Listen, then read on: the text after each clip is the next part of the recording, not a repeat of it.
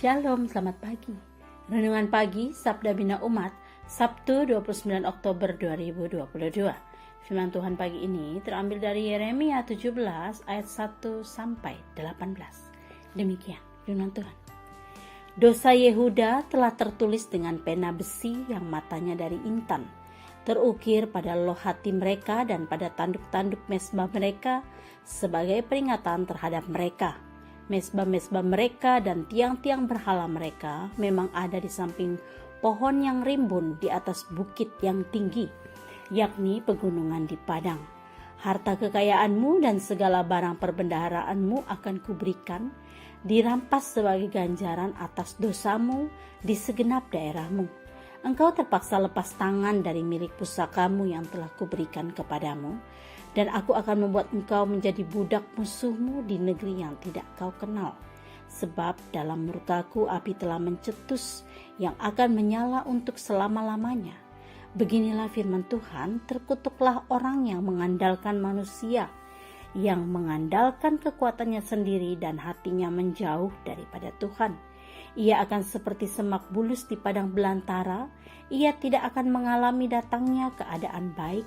Ia akan tinggal di tanah angus di padang gurun, di negeri padang asin yang tidak berpenduduk.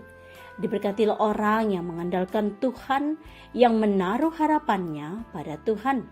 Ia akan seperti pohon yang ditanam di tepi air, yang merambatkan akar-akarnya ke tepi batang air, dan yang tidak mengalami datangnya panas terik, yang daunnya tetap hijau, yang tidak khawatir dalam tahun kering, dan yang tidak berhenti menghasilkan buah. Betapa liciknya hati, lebih licik daripada segala sesuatu. Hatinya sudah membatu. Siapakah yang dapat mengetahuinya? Aku, Tuhan, yang menyelidiki hati, yang menguji batin untuk memberi balasan kepada setiap orang setimpal dengan tingkah langkahnya, setimpal dengan hasil perbuatannya. Seperti ayam hutan yang mengerami dan tidak ditelurkannya, demikianlah orang yang menggaruk kekayaan secara tidak halal. Pada pertengahan usianya ia akan kehilangan semuanya, dan pada kesudahan usianya ia terkenal sebagai seorang bebal. Tahta kemuliaan luhur dari sejak semula, tempat bait kudus kita. Ya, pengharapan Israel, Tuhan, semua orang yang meninggalkan Engkau akan menjadi malu. Orang-orang yang menyimpang daripadamu akan dilenyapkan di negeri, sebab mereka telah meninggalkan sumber air yang hidup, yakni Tuhan. Sembuhkanlah aku ya Tuhan, maka aku akan sembuh.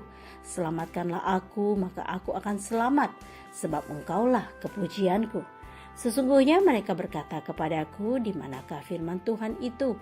Biarlah ia sampai.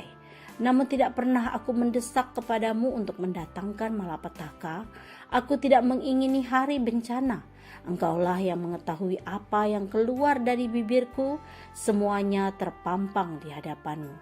Janganlah engkau menjadi kedahsyatan bagiku. Engkaulah perlindunganku pada hari malapetaka.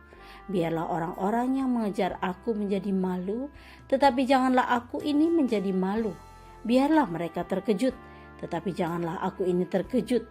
Buatlah hari malapetaka menimpa mereka, dan hancurkanlah mereka dengan kehancuran berganda. Demikian firman Tuhan. Renungan pagi ini bertema tulus hati dan mengandalkan Tuhan. Menjadi seorang pemimpin bukanlah perkara yang mudah. Seorang pemimpin harus mampu mengakomodasi baik harapan maupun kebutuhan orang-orang yang dipimpinnya. Selain itu, seorang pemimpin juga harus memiliki kerendahan hati dan rasa takut akan Tuhan agar ia mampu menjadi teladan yang baik. Yeremia memang bukan seorang politisi, namun sebagai nabi Tuhan, ia bergumul tentang dosa-dosa bangsanya. Berulang kali ia berusaha memperingatkan para pemimpin dan rakyat Yehuda agar mereka mau bertobat dari dosa-dosa mereka. Namun peringatan dan ajakan Yeremia tidak diindahkan. Meski demikian, Tuhan tetap mengutus Yeremia. Kali ini ia diminta untuk menyampaikan nubuat tentang pembuangan yang akan didahului dengan perampokan dan penjarahan seluruh kekayaan Yehuda oleh musuhnya. Nubuatan tersebut kemudian diikuti dengan kutukan dan berkat yang disediakan Tuhan bagi orang-orang Yehuda berdasarkan pilihan bebas mereka. Dengan menyampaikan kutukan dan berkat, Tuhan mau memotivasi orang-orang Yehuda untuk mengevaluasi diri mereka. Ia juga ingin memperlihatkan betapa berbedanya kualitas hidup antara orang-orang yang mengandalkan Dia dengan mereka yang mengandalkan manusia. Perbedaan demikian tidak lain disebabkan karena Tuhan berkuasa untuk menyelidiki hati manusia. Tuhan mengenal ketulusan dan kelicikan. Tidak ada seorang pun yang dapat membohonginya. Saudaraku, sama seperti Yeremia, kita juga diutus oleh Tuhan untuk hidup takut akan Dia. Jika Tuhan berkenan memanggil kita menjadi pemimpin dan pelayannya, maka mintalah hati yang tulus dan yang selalu mengandalkan kuasa-Nya. Hanya dengan begitu, maka kepemimpinan dan pelayanan kita akan mendatangkan sukacita dan damai sejahtera. Lebih daripada itu, kita pun terhindar dari kesombongan, keserakahan, kelicikan, dan kesewenang-wenangan yang dibenci oleh Tuhan. Mari menyambut panggilan Tuhan dan tugas yang dipercayakannya dalam kebenaran. Doa pagi ini, Tuhan anugerahkanlah kami ketulusan hati dan mampukanlah kami untuk mengandalkan Engkau dalam hidup ini. Amin. Demikian renungan pagi ini. Selamat beraktivitas. Tuhan Yesus memberkati.